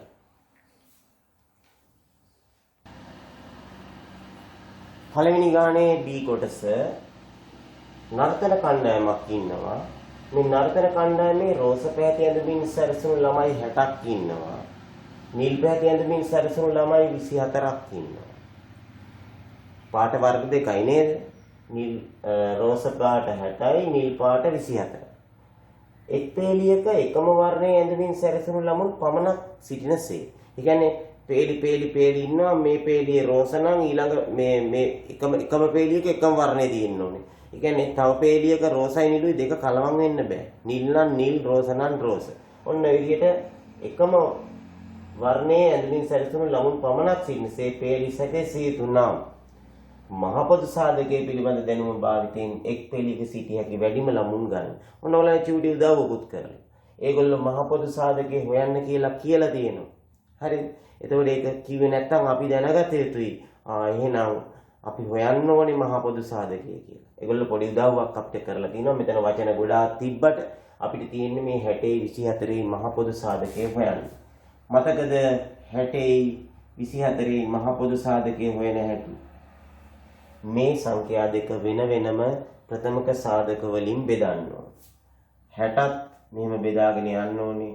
24ත් මෙහෙම බෙදාගෙන යන්න ඕනේ. පැහැදිලිද? අපි බෙදමු ඉස්සෙල්ලා 60. දෙකෙන් බෙදුවාම 30යි. ආය දෙකෙන් බෙදුවාම 15යි. ආය තුනෙන් බෙදුවාම 5යි. ආය පහෙන් බෙදුවාම 1යි. එහෙනම් 60 කියන එක ප්‍රථමක සාධක වල ගුණිතයක් ලෙස ලියුවොත් 2 2 3 5 2 2 3 5 කියන සංඛ්‍යා ගුණ කිරීමෙන් අපිට 60 ලබා ගන්න පුළුවන්. අපි බලමු 24ත් ඒ විදිහට දෙකෙන් බෙදුවාම 12යි, දෙකෙන් බෙදුවාම 6යි, දෙකෙන් බෙදුවාම 3යි, තුනෙන් බෙදුවාම 1යි. එතකොට එනවා දෙකේ ඒවා 3කුයි 3කුයි. දෙකේ ඒවා 3කුයි තව 3කුයි. දැන් මාපොස්සානේ හොයන්න කියන්නේ. කොහොමද අපි මාපොස්සා හොයන්නේ? මහ පොදු සාධකය හොයන්නේ කොහොමද? අපි මේ දෙකටම පොදු වන සාධක ටික මෙන්න මෙහෙම. දෙකක් පොදුයි. තව දෙකක් පොදුයි. තව මෙතනින් තුනක් පොදුයි. ඔන්න ඔය ටික තමයි අපි ගන්නෙ. එතකොට දෙකේ ගොඩයි තුනේ ගොඩයි. දෙක ගුණ කිරීම 3 උත්තරය 7 2 4යි 4 වරක් 3 12යි. එතකොට එක පේලියකට 12 ගානේ සකස් කරොත් අර එක පේලියක වර්ණ කලවම් වෙන්නේ නැතුව දාන්න පුළුවන්. හරි නේද? 12 පේලි 5ක් දාන්න පුළුවන්. ඒ කියන්නේ රෝස පාට ඇඳගත්තු ළමයි 12ක් ඉන්න පේලි 5ක් දාන්න පුළුවන්. නිල් පාට ඇඳගත්තු ළමයි 12ක් ඉන්න පේලි 2ක් දාන්න පුළුවන්. අන්න එහෙම පේලි ගාන ඇහුවත් දැන් අපිට උත්තරය දෙන්න පුළුවන්. රයිට්. හොඳයි ළමයි අපේ දෙවෙනි ප්‍රශ්නය. දෙවෙනි ප්‍රශ්නේ තියෙන්නේ බහුතීර ප්‍රස්ථාරයක් ඇසුරෙන් ප්‍රශ්න වලට පිළිතුරු සපයන්න. එක් දින ක්‍රිකට් තරගයකදී A හා B කණ්ඩායම් දෙකක් පළමු ඕවර 3ේදී ලබාගත් ලකුණු ඇසුරින් පළමු ඕවර 3ේදී විතරක් A කණ්ඩායමත් පළමු ඕවර 3 B කණ්ඩායමත් පළමු ඕවර 3ේදී ගත්තු ලකුණු වලින් අඳින ලද බහුතීර ප්‍රස්ථාරයක් තමයි හිස් වගුවක් තියෙනවා හිස් තැන් පුරවන්න පළවෙනි කොටසට. දෙවෙනි කොටසට මේ තුන්වෙනි ඕවරේ ලකුණු කරන්නත් තියෙනවා A හා B කණ්ඩායම් දෙකේ. හරි. එතකොට අසම්පූර්ණ බහුතීර ප්‍රස්ථාරය මේකේ හිස් තැන් පුරවන්න තමයි තියෙන්නේ. හොඳයි බලන්න පළවෙනි ඕවරේ A කණ්ඩායම ලකුණු කීයක් ගත්තද? එතකොට මෙතනදී ළමයි මේ පාට කරලා තියෙන්නේ A කණ්ඩායමත් පාට නොකර තියෙන්නේ B කණ්ඩායම. එතන මෙතන පාට කරලා තියෙන්නේ A කණ්ඩායම පාට නොකර තියෙන්නේ B කණ්ඩායම. මෙතන අපිට පුළුවන් මේක පැත්තක පාට කරපු කොටුවක් ඇඳලා A කණ්ඩායම පාට කරපු නැති කොටුවක් ඇඳලා B කණ්ඩායම කියලා නම් කරන්න මෙන්න මේ විදිහට. මේ දෙවෙනි කොටස තමයි බහුතීරු ප්‍රස්ථාරය අඳින්න තියෙන්නේ. කියන්නේ පාට කරපු කොටුව A පාට කරපු නැති කොටුව B කියලා මෙහෙම නම් කරන්න පුළුවන්. හරිද? දැන් බලන්න A කණ්ඩායමේ පළමු ඕවරේ අරන් තියෙනවා පාට කරලා තියෙන 8ක් නේද? ලකුණු 8ක්. එතකොට A කණ්ඩායම දෙවෙනි ඕවරේ අරන් තියෙනවා පාට කරලා තියෙන්නේ 10ක් උසට. ලකුණු 10ක්. B කණ්ඩායම පළවෙනි ඕවරේ අරන් තියෙනවා පාට නොකර තීර 6ක් උසට නේද? එතකොට B කණ්ඩායම දෙවෙනි ඕවරේ අරන් තියෙනවා පාට නොකරපු එකේ උස කීයද? 12යි. ලකුණු 12ක්. ඔය මුල් ඕවර තුනේ ලකුණු ගත්ත හැටි. ඊළඟට අපිට තුන්වෙනි ඕවරේ ලකුණු කරන්න තියෙනවා දෙවෙනි කොටසට. බලන්න A කණ්ඩායම 8ක් ලකුණු අරන් තියෙනවා. එහෙමනම් A කණ්ඩායම අපි දැන් මෙතන හිස් තීර ප්‍රස්ථාරයේ මෙතන හිස් තැනක් තියෙනවනේ එක කොටුවක් හිස් තියලා තමයි අඳින්න ඕනේ. අපි තුන්වෙනි ඕවරේ A කණ්ඩායම අරන් තියෙන ලකුණු 8ක්. එහෙමනම් අපි 8ක් උසට මෙන්න මෙච්චරක් උසට අපි මේ තීරුව අඳිමු. ඔය විදිහට 8ක් උසට මේ තීරුව අඳිමු. ඊට පස්සේ ඒ තමයි පාට කරපු ඒ කණ්ඩායමේ ලකුණු ප්‍රමාණය 8ක් උසයි. ඊළඟට B කණ්ඩායම අරන් තියෙන තුන්වෙනි වාරේ ලකුණු 5ක්. එහෙමනම් 4යි 6යි අතරේ හරි මැද 5 මෙන්න මෙච්චරක් උසට අපි මේක මේ තීරය අඳිනවා. මේ පාට නොකරේ B. මෙතන A මෙතන B. හරිද? ඔන්න අපි දෙවෙනි කොටසක් දැන් හරි. ඊළඟට තුන්වෙනි කොටසෙන් අහනවා දෙවෙනි ඕවරේ A හා B කණ්ඩායම් ලබාගත් ලකුණු අතර වෙනස. දෙවෙනි ඕවරේ A හා B කණ්ඩායම් ලබාගත් ලකුණු අතර වෙනස. ඒතර බලන්න දෙවෙනි ඕවරේ A කණ්ඩායම අරන් තියෙනවා 10ක් B කණ්ඩායම අරන් තියෙනවා 12ක්. එහෙනම් ලකුණු අතර වෙනස කියන්නේ 12න් 10ක් අඩු කරාම උත්තරේ කීයද? ඒ ලකුණු අතර වෙනස දෙවෙනි ඕවරේදී ලකුණු 2යි. කවුද වැඩි ලකුණු 2ක්? B කණ්ඩායම තමයි A කණ්ඩායමට වඩා ලකුණු 2ක් වැඩියෙන් අරන් තියෙන්නේ. හතරවෙනි කොටස. ඕවර 3 අවසානයේ A කණ්ඩායම ලබාගත් මුළු ලකුණු ගාන. ඕවර 3ම අවසානයේ A කණ්ඩායම ලබාගත් මුළු ලකුණු ප්‍රමාණය මෙතනින් අපිට හොයාගන්න පුළුවන් නේ වගුවෙන්. අතනින් ගන්න පුළුවන්. 10යි 8යි 18යි 8යි කීයද? 18යි 8යි 8යි 8යි 16යි 16යි 10යි 26යි නේ 26යි. මට කියනවාද බලන්න B කණ්ඩායම ලකුණු කීයක් අරන් තියෙනවද? ඕවර තුනේදී 12යි 18යි 18යි 5යි 23ක්. ඒතර B කණ්ඩායම මුල් ඕවර තුනේදී 23යි අරන් තියෙන්නේ. එහෙනම් මුල් ඕවර තුනේදී 26ක් ලබාගත්තු A කණ්ඩායම තමයි B කණ්ඩායමට ලකුණු 3ක් වැඩි. අපෙන් අය වගේ ප්‍රශ්නයකුත් අහන්න පුළුවන් නේ. හරි. අපි බලමු ඊළඟ ගාන. හොඳයි තුන්වෙනි ගාන අපිට කියනවා 4යි 5න් 3ද 4යි 8න් 3ද ලොකු කියලා මේ හිස් තැනට යොදන්නලු මේ විශාල ලකුණ කුඩා ලකුණ හෝ සමාන ලකුණ මේ සංකේත තුනෙන් මොකද්ද ගැලපෙන්නේ කියලා යොදන්න. දැන් අපි බැලුවාම ළමයි 4යි 5න් 3 4යි 8න් 3 මෙතන පූර්ණ සංඛ්‍යාව සමානයි 4 දෙකේම තියෙන්නේ 4. එහෙනම් මේ භාග සංඛ්‍යා දෙක විතරක් සලකලා අපිට පුළුවන් වැඩි මොකද්ද ලොකු මොකද්ද කියලා හොයාගන්න. බලන්න 5න් 3ද ලොකු 8න් 3ද? අපි හිතමු මේම පාන් රාත්තලක් තියෙනවා. මේ පාන් රාත්තල පහකට කපලා කෑලි 3ක් කෑවොත්ද ඒ පාන් රාත්තල 8කට කපලා කෑලි 3ක් කෑවොත්ද වැඩියෙන් බඩ පිරෙන්නේ? 8කට කපලවාම පොඩි කෑලි එන්නේ කෑලි 3ක් කාපුවම පොඩ්ඩයි බඩ පිරෙන්නේ. පාන් රාත්තල 5කට කපලා කෑලි 3ක් කෑවොත් ලොකු කෑලි 5ක්නේ කැපෙන්නේ. නේද? එකෙන් කෑලි 3ක් කාපුවම එයාට තමයි වැඩියෙන් බඩ පිරෙන්නේ. අන්න එහෙම නිකන් හිතලා අනුමාන කරලා අපිට පුළුවන් මෙන්න මේ 5න් 3 තමයි ලොකු කියලා. එහෙනම් කට ඇරිච්ච පැත්ත 5න් 3 තියෙන පැත්තට යොදලා හිස්තැන සම්පූර්ණ කරන්න. right? ඊළඟට බලමු අපි 1/8න් 3ට 5න් 2ක් එකතු කරන්නේ කොහොමද කියලා. අපි ඔක්කොටම ඉස්සෙල්ලා මේක විෂම භාග කරගන්න ඕනේ නේද? අපි කොහොමද විෂම භාග කරන්නේ? ඉස්සෙල්ලාම හරයට 8 දානවා. ඊට පස්සේ මේ 8 එකෙන් ගුණ කරලා 3ක් එකතු කරන්න ඕනේ. 8 වරක් 1 කීයද? 8 වරක් 1 8යි. ඒ 8ට 3ක් එකතු කරාම කීයද? 9 10 11. 11යිනේ. මේකට අපි 5න් 2ක් එකතු කරමු. දැන් මේක එකතු කරනකොට අපි හරයන් සමාන කරගත යුතුයි. මට කියන්න 8යි 5යි දෙකම පොදු හරය බවට පත් කරන්නේ මොකක්ද සංඛ්‍යාව? 40 නේ. 40ට අඩු එකක් තියෙන්නේ. 40 තමයිනේ. එහෙනම් අපි මොකද කරන්නේ? මේ 8න් 11 කියන එකත් 40 8 40 කරගන්න ඕනේ.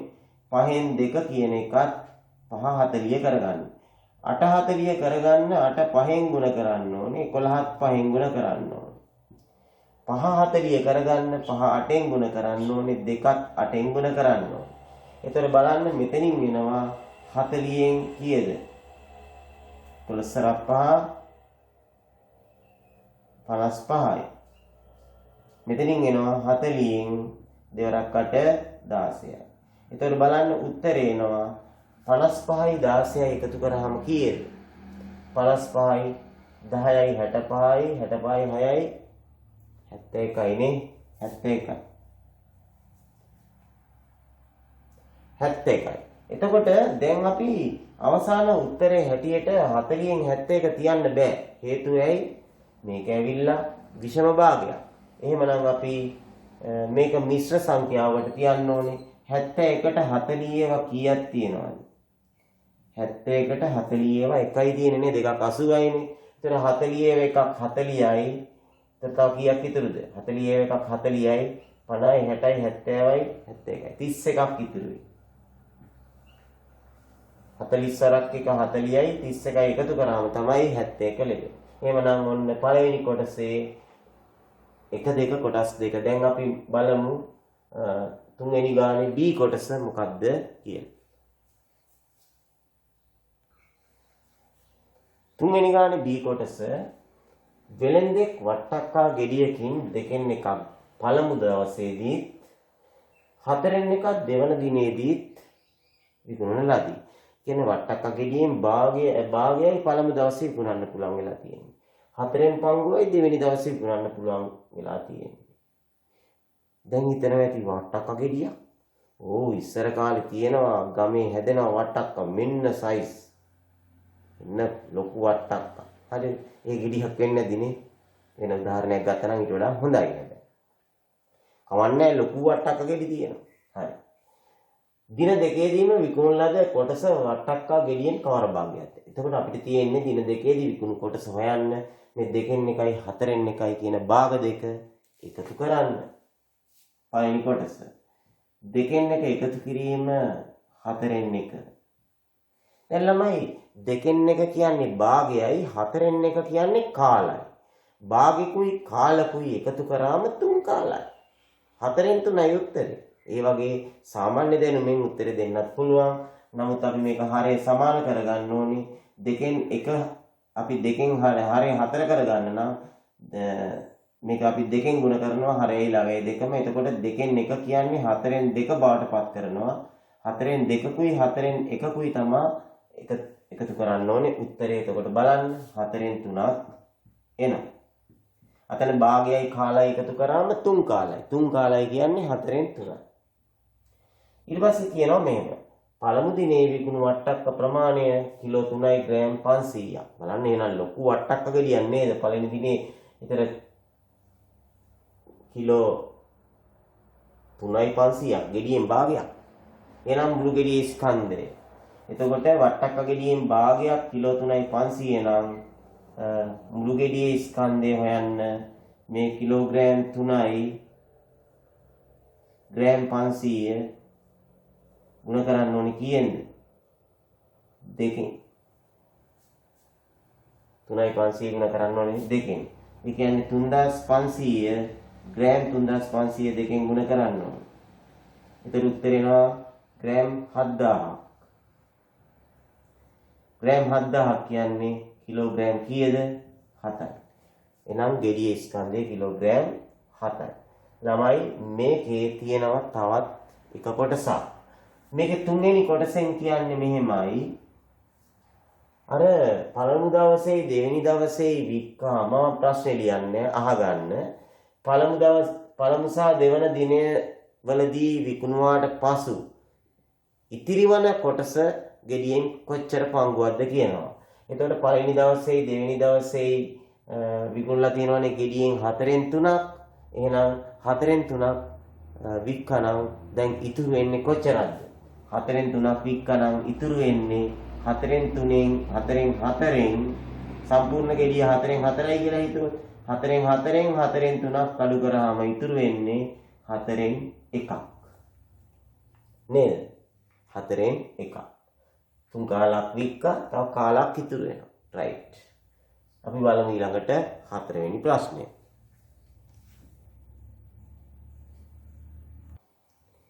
දරුවනේ අපි 4 වෙනි ගාන සඳහා බලමු මොකක්ද තියෙන්නේ කියලා. සුළු කරන්න කියලා තියෙනවා බීජීය පද ටිකක් එකතු කරන්න දීලා. අපි මෙතනදී පැහැදිලිවම හඳුනාගත යුතුයි සජාතීය පද. එක ජාතියේ පද. බැලුවම පේනවා 3A සහ A කියන්නේ එක ජාතියේ පද දෙකක්. 2B සහ 4B කියන්නේ එක ජාතියක පද දෙකක්. මෙතන A කියන්නේ 1A කියන එක. එතන 3ට 1A එකතු කරාම 4A. ඊළඟට 2Bට 4B එකතු කළාම 6B කියලා අපිට උත්තරේ ලැබෙනවානේ 6B. ඉන්න අපේ උත්තරේ. හරිද? ඊළඟට මෙන්න මේ සරල සමීකරණයක් විසඳන්න දෙනවා දෙවෙනි කොටසට. 5x එකතු කිරීම 3 සමානයි 13යි. අපිට පුළුවනි මෙහෙම 5x එකතු කිරීම 3 මේ ධන 3 තමයි අපි අයින් කරන්න ඕනේ. එහෙනම් මේ පැත්තෙනුත් 3ක් අඩු කරනවා. ඊට පස්සේ දකුණු පැත්තෙනුත් 3ක් අඩු කරනවා. දෙපැත්තෙන්ම 3 අඩු කරනවා. එතකොට එහෙම අඩු කරන්නේ මේ 3 කැපිලා යන හින්දා 5x සමානයි උත්තරේ 10ක් එනවා. දැන් අපි x හොයන්න නම් මොකද කරන්න ඕනේ? දෙපැත්තම දෙපැත්තම 5න් බෙදනවා. උත්තරය x සමානයි 2යි. ඊළඟ ළමයි තුන්වෙනි කොටස මෙහෙම කියනවා. අමර පොතක් රුපියල් x බැගින් පොත් 5 ගන්නවා. එතකොට එක පොතක් රුපියල් x ගානේ පොත් 5ට යනවා රුපියල් 5යි x ප්‍රමාණයක් නේද? ද පෑනක් රුපියල් y බැගින් පෑන් 3ක් ගන්නවා. ඒ කියන්නේ එක පෑනක් රුපියල් y නම් පෑන් 3ට යනවා මුදල 3යි y. මිලට ගත්තේ. වැය මුළු මුදල අහනවා. එහෙනම් මොකද උත්තරේ? පොතක් x ගානේ පොත් 5ක් ගන්න රුපියල් 5යි x යනවා. පෑනක් රුපියල් y ගානේ පෑන් 3ක් ගන්න 3යි y. එකතු කිරීම 3යි y. මෙන්න මුදල. 5යි x ගන්න 3යි y කියන මුදලක් යනවා. ඊළඟට කියනවා මෙහෙම. එම මුදල ගෙවීම සඳහා රුපියල් 500ක් දුන් විට එයාට ලැබෙන 500ක නෝට්ටුවක් දුන්නාම එයාට ලැබෙන ඉතිරි මුදල සඳහා විජය ප්‍රකාශනයක් ලියන්න. එතකොට 500ක් දුන්නාම ඉතුරු දෙන්නේ මොකද? අර 500න් අඩු කරන්න එපා වියදම් වෙච්ච මුදල. එහෙනම් අපි උත්තරේ ගන්න නම් 500න් අඩු කරන්න ඕනේ මේ වියදම් වෙච්ච මුදල. 5x එකතු කිරීම 3y. මේක මතක ඇතුව ඒ අර විජය ප්‍රකාශනයේ වරහණක් ඇතුලේ ලියා ගන්න ඕනේ. අඩු කරන්න ඕනේ මේ දෙකම අඩු වෙන්න ඕනේ. ඒතර අපි පොඩ්ඩක් වරහණ ඉවත් කරලා ලිව්වොත් 500 මෙතන එනවා අඩු කිරීම 5x. මෙතනත් එනවා අඩු කිරීම 3y. ඒ කියන්නේ 5x උත් අඩු වෙන්න ඕනේ 3y අඩු වෙන්න ඕනේ. වියදම් වෙච්ච මේ දෙකම අඩු වෙන්න ඕනේ. එහෙමනම් මෙන්න මේ මුදල තමයි ඉතිරි වෙච්ච මුදල වෙන්නේ. ඊළඟට ළමයි අපෙන් අහනවා මේකේ 1 2 මේ තුන්වෙනි ගානේ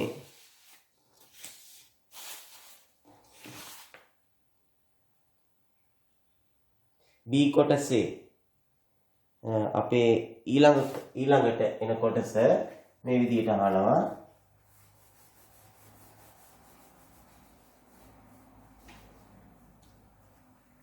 x සමාන එක තුන්වෙනි කොටස B වල තුන්වෙනි කොටස x සමානයි 50 හා y සමානයි 15ක් නම් ඉතිරි මුදල කීයද කියලා. ඉතිරි මුදල කීයද කියලා අහනවා. එතකොට දැන් අපිට ඉතිරි වෙච්ච මුදල මෙන්න මේකනේ ලැබුණේ රුපියල් මෙන්න මේ ප්‍රමාණයෙන්. එහෙනම් අපිට හොයන්න නම් රුපියල් 500 අඩු කිරීම 5x අඩු කිරීම 3y. මෙන්න මේ ඉතිරි වෙච්ච මුදල හොයන්නනේ තියෙන්නේ අපිට. ඒක x වලට 50කුයි y වලට 15කුයි ආදේශ කරමු. එතකොට මෙතන 5 ගුණ කිරීම x වලට දාන්න ඕනේ 50. අඩු කිරීම 3 ගුණ කිරීම y වලට දාන්න ඕනේ 15ක්. ඇයි අපි ඒකට ආදේශ කරේ? අපි මෙතනින් හෙව්වේ ඉතිරි 500 දුන්නාම ඉතිරි මුදලනේ. අපෙන් අහන්නේ දැන් ඉතිරි මුදල. එතකොට බලන්න 500න් අඩු වෙනවා 50ව 5ක් 250කුත් 15ව 3ක් 45කුත්. ඒතර 500න් 250ක් අඩු කරාම 250යි. එතකොට මෙතනින් 250ක් එනවා 500න් 250ක් අඩු කරාම තව 250න් 45ක් අඩු කරාම උත්තරය 205යි. රුපියල් 205ක් තමයි අපිට ඉතිරි වශයෙන් ලැබෙන්නේ. එහෙනම් නේද? ඉතිරි මුදල 205යි. right.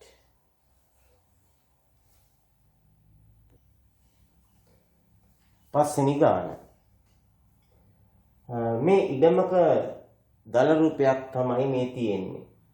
ඒකේ තියෙන තොරතුරු දිහා අපි පොඩ්ඩක් බැලුවොත් මේ කොටස මීටර් 50ක් කියලා දීලා තියෙනවා.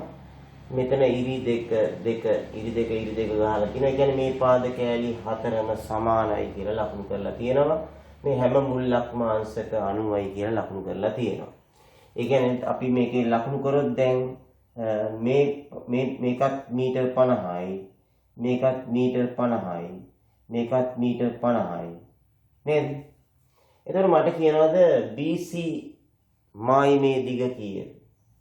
BC මායිමේ දිග 50යි 50යි නේ. මේ 50ට මේ 50 එකතු වුණාම මේ 50 මේ 50. එතකොට BC මායිමේ දිග වෙනවා මීටර් 100ක්. මට කියනවාද AB මායිමේ දිග කීයද? 50යි 50යි. මේ 50යි 50යි අපි මෙතනට තිබ්බොත් AB මායිමත් මීටර 100යි. ඒ කියන්නේ අපි දැන් මේ ප්‍රශ්නය මුකුත් කියවන්නේ නැතුව මේ රූප සටහනේ තියෙන තොරතුරු දිහා බලලා අපිට පුළුවන් මෙන්න මේ දේවල් සම්පූර්ණ කරන්න. right. අහන්නේ මොනවද? පළවෙනි කොටසෙන් BC මායිමේ දිග කීයද? උත්තරය මීටර් 100යි. අපි දැන් හොයාගෙන ඉවරයිනේ. ඉඩමේ පරිමිතිය කීයද? අපි එකතු කරන්න පුළුවන් 100යි. එතකොට මේ 50 මෙතනට හයි කරොත් මේ 50 මෙතනට හයි කරොත් අයි 100ව 4කින් අපිට ගන්න පුළුවන් නේද? ඒ කියන්නේ 100ව 4ක් තමයි එන්නේ. මේ 50 කෑල්ල මෙතනට හයි කරනවා. මේ 50 කෑල්ල මෙතනට හයි කරනවා. එතකොට මේක සම්පූර්ණ වෙනවා. එතකොට සමචතුරාස්‍රයක් 100ව 4යි. උත්තරය 400යි මීටර. හරි. ඊළඟට අහනවා ඉඩමේ වර්ගඵලය. ඒ කියන්නේ සමචතුරාස්‍රාකාර හැඩයක් අපිට ලැබෙන්නේ අර පාදාර විදිහට සම්බන්ධ කරොත් එතකොට මේකේ වර්ගඵලයේ හැටියට අපිට ගන්න පුළුවනි. අපි ඔක ඕන ඇදලා පෙන්නමු. මෙන්න මේ විදිහට මේ 50 මෙතනට ගන්නවා මේ 50 මෙතනට ගන්නවා. ඒතර සමචතුරාස්‍රය. ඒතර වර්ගඵලය වෙන්නේ 100 ගුණ කිරීම 100 උත්තරය 1.4යි. වර්ග මීටර 10000ක් වර්ගඵලයේ හැටියට අපිට ගන්න පුළුවන් වර්ග මීටර 10000ක්. මේකේ මේ කොටස් වෙන වෙනම අපි හදන්න ඕනේ නැහැ. ඊළඟට බලන්න හතරවෙනි කොටස මෙම ඉඩම හැඩෙන් හා ප්‍රමාණයෙන් සමානව පුතුන් දෙදෙනාට දිය හැකි ආකාරය. හැඩෙන් හා ප්‍රමාණයෙන් සමානව පුතුන් දෙදෙනාට දිය හැකි ආකාරය ඇඳ පෙන්වන්න කියලා කිව්වොත් අපි කොහොමද මේක දෙදෙනාට සමානව බෙදෙන විදිහට හැඩෙන් සමානව කොහොමද ගන්නේ? මේ කැලි දෙකත් අහු වෙන්න ඕනේ නේද?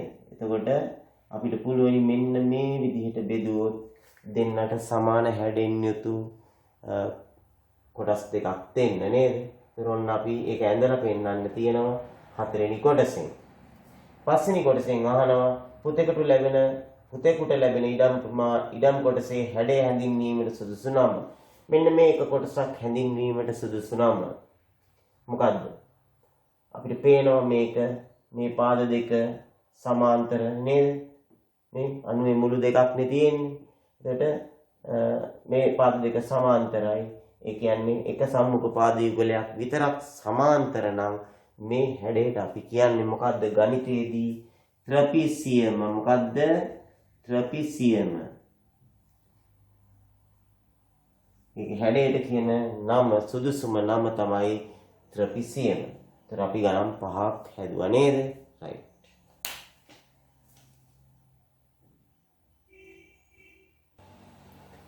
හොඳයි. අපි බලමු 6 වෙනි ගාන. ඛණ්ඩාංග 3ක් මේ කාඩසිය තලයේ ලකුණු කරලා සංවෘත රූපයක් ලැබෙනසේ යා කරන්නලු. ඒ දෙක ලක්ෂය. ඛණ්ඩාංගයේ දෙකේ දෙක. එතකොට මේ තියෙන අක්ෂ දෙක x අක්ෂය මේක y අක්ෂය මේක. දෙකේ දෙක. මෙතන දෙක. එතකොට දෙකේ දෙක ඛණ්ඩාංගයේ මේ මෙතන එනවා. මේක a. ඊළඟට b 4 8. එතකොට මෙතන 4 8ක් උසින්. මේ මෙතන 8 4 8 මේ මෙතන ඛණ්ඩාංගය. ඒක ඇවිල්ලා b. ඊළඟට තුන්වෙනි ඛණ්ඩාංගය 6 2. x ඛණ්ඩාංගය 6යි y ඛණ්ඩාංගය 2යි 6 2. මේක ඊට පස්සේ අපිට කියනවා සංවෘත රූපයක් ලැබෙනසේ යා කරන්නලු. අපි මේක දැන් යා කරමු. මේක ඇවිල්ලා c නේද? එතකොට මෙන්න මේ විදිහට අපිට ලැබෙනවා.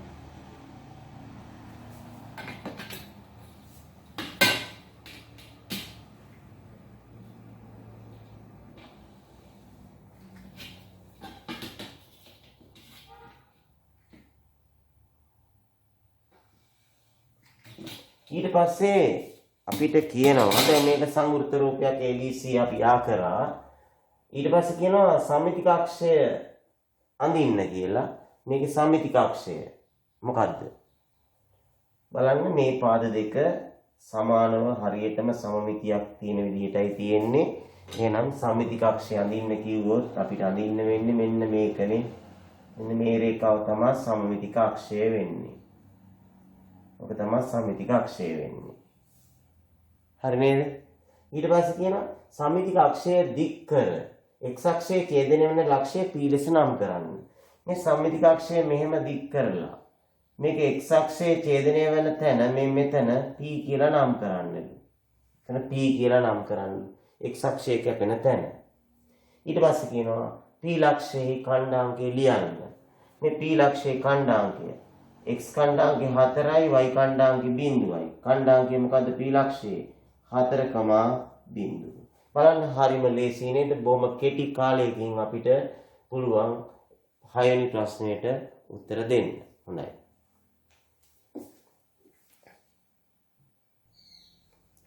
හොඳයි අපි බලමු අවසාන වශයෙන් මම තෝරගත්තා නිර්මාණය ගන්න.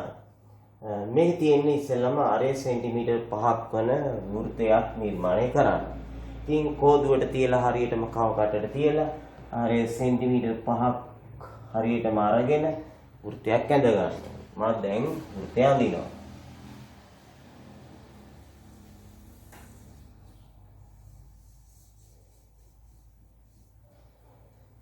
හරිද? ඊට පස්සේ අපිට කියනවා එම වෘත්තය මත පාදයක් සෙන්ටිමීටර් 5ක්ම වන සවිදි ෂඩාශ්‍රයක් නිර්මාණය කරන්න කියලා. එතකොට මේකේ සවිදි ෂඩාශ්‍රයක් නිර්මාණය කරනකොට දැන් මම වෘත්තය ඇන්දේ අරේ 5කටනේ. එතකොට පාදයක් 5ක්ම වන සවිදි ෂඩාශ්‍රයක් නිර්මාණය කරනකොට අපිට තියෙන්නේ මෙහෙමයි. දැන් මම මේ කව කට්ට වෙනස් කරේ නෑ තාම 5මයි මේ තියෙන්නේ. මම මේ වෘත්තයේ එක තැනකින් මෙහෙම ලකුණු කරලා මම මෙතන ඉඳලා මෙහෙම සෙන්ටිමීටර් 5න් 5ට ඡාප ගහගෙන යනවා හරියටම. එකක් ගැහුවා.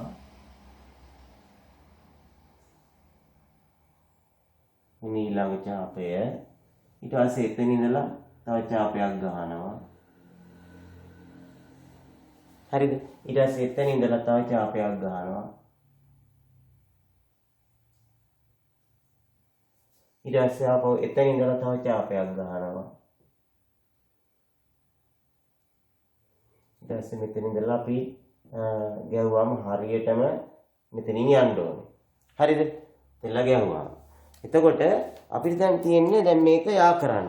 එතකොට අපිට සවිදි ෂඩාශ්‍රයක් ලැබෙනවා. අපි මේක යා කරමු දැන්.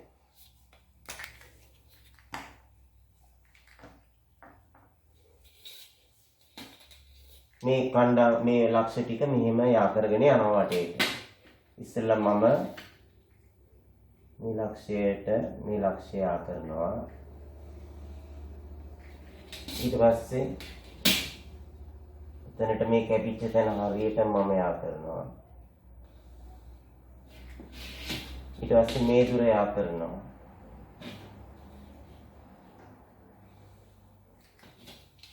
ඊට පස්සේ මේක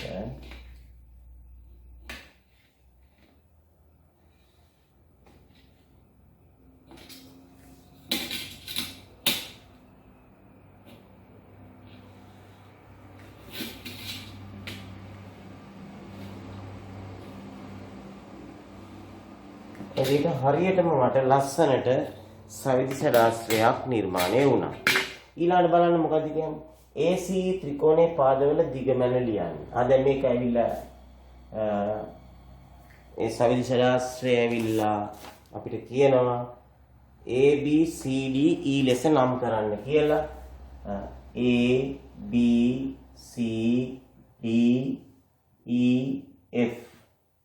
ලෙස නම් කරන්න කියලා. ඊට පස්සේ අපිට කියනවා AC ත්‍රිකෝණයේ පාදවල දිගමැන ඉන්නලු අපිට දැන් එලා යා කරන්න වෙනව නේද? ACE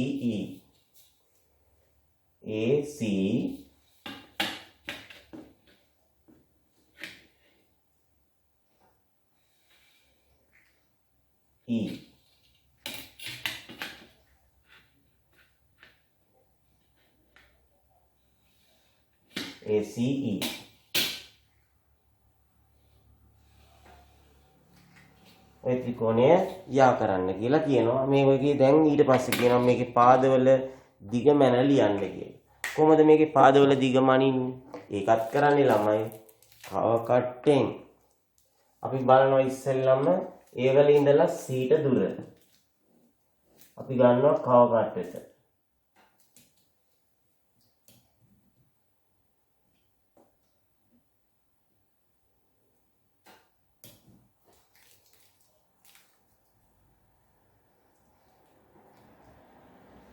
ඒ වල ඉඳලා C ට දුර කව කට්ටට ගන්නවා.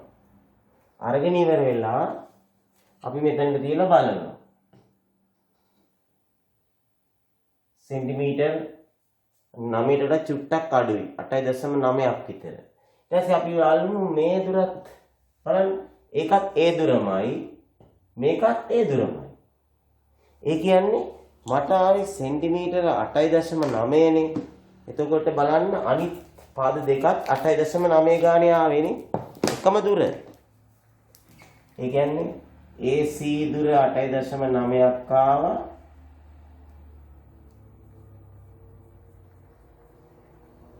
सेंटीमीटर ඊට පස්සේ CE ඒ දුරමයි CE තාවේ 8.9 සෙන්ටිමීටර් AE දුරත් ඒ දුරමයි ආවේ 8.9 සෙන්ටිමීටර්. ඒ කියන්නේ මේ කවර වර්ගයේ ත්‍රිකෝණයක්ද කියලා අහනවා. මම ත්‍රිකෝණයක් දෙනවා. සමපාද ත්‍රිකෝණයකි. ඒක තමයි අපි හතරවෙනි කොටසට උත්තරය. පස්වෙනි කොටසට අහනවා අපෙන් මේකේ තියෙන සමද්විපාද ත්‍රිකෝණ දෙකක් නම් කරන්න. බලන්න මේවා මේ පද දෙක සමාන හින්දා එකක් AFE ත්‍රිකෝණය. තව එකක් නම් කරන්න. මේ මෙතනත් පද දෙකක් සමානයි. ABC ත්‍රිකෝණය. අපිට කියන්නේ දෙකක් නම් කරන්න. ඕනනම් ඔයගොල්ලන් මේ ත්‍රිකෝණය ගන්නත් පුළුවන් නේද? දැන් එහෙනම් බලන්න අද දවසේ මම හිතන්නේ ඉතා විශාල ප්‍රශ්න ප්‍රමාණයක් මම හිතන්නේ අවුරුද්ද තුල කෙරිච්ච සියලුම දේවල් වගේ ආවරණය වෙන පරිදි මේ ප්‍රශ්න පත්‍රය මම ඔයගොල්ලන්ට සාකච්ඡා කළා. ඒක ඔයගොල්ලෝ හොඳට මේක තේරුම් ගත්තයි කියලා විශ්වාස කරනවා. ඉතින් මේක වඩාත් තහවුරු වෙන්න නම් ඔයගොල්ලෝ මේක වීඩියෝ එක ප්‍රශ්නේ දැම්මට පස්සේ නවත්තලා ඔයගොල්ලෝ හැදුවට පස්සේ තමයි වීඩියෝ එක බැලියුත්තේ. තව මොන හරි තේරුම් නැති කොටසක් තියෙනවා නැවත බලලා හොඳට තේරුම් අරගන්න. 8 ශ්‍රේණියට යන්නට කලින් හොඳ දැනුමෙන් ස්වයංපෝෂිත වෙලා යන්න ඕනේ 8 ශ්‍රේණියට යනකොට. ඉතින් එතකොට තමයි මට සන්තෝෂ. ඉතින් මම සන්තෝෂයි වෙන්න නම් ඕගොල්ලෝ මට මේ වීඩියෝ බලලා ලයික් කරන්න, කමෙන්ට් එකක් දැම්මම මට අනිවාර්යෙන් දැනගන්න පුළුවන් ඕගොල්ලෝ හරියට මෙන්න මේවා බැලුවයි කියලා. ඉතින් මම ඒකට හරි ආසයි. කමෙන්ට් එකක් දානවා නම් ඔයගොල්ලන්ගේ යහළු එළියන් අතරේ වෙනත් පාසල් වල ප්‍රශ්නයක් නැහැ. මගේ සිසිර ඇකඩමි YouTube education channel එකේ link එක ඒගොල්ලන්ට ලබා දෙන්න. ඉතින් subscribe කරපු නැති ළමයි රතු පාට subscribe button එක ඔබලා එබුවාම එනවා bell icon එකක්. ඒකට all දෙන්න. එතකොට මම වීඩියෝ එකක් දාපු ගමන් ඔයගොල්ලන්ගේ ෆෝන් එකට හෝ ෆෝන් එකට මම ඒ පණිවිඩය ලැබෙනවා මම වීඩියෝ එකක් දැම්මයි කියලා. ඉතින් එහෙමනම් සියලු දෙනාටම සුබම සුබ දවසක් ප්‍රාර්ථනා කරමින් වාසනාවන්තම දවසක් ප්‍රාර්ථනා කරමින් අනාගතයේ යහපත්ම වේවායි ප්‍රාර්ථනා කරමින් මම ඔයගොල්ලන්ගෙන් සමුගන්නවා. අයිබෝවන් වාසනාවන්.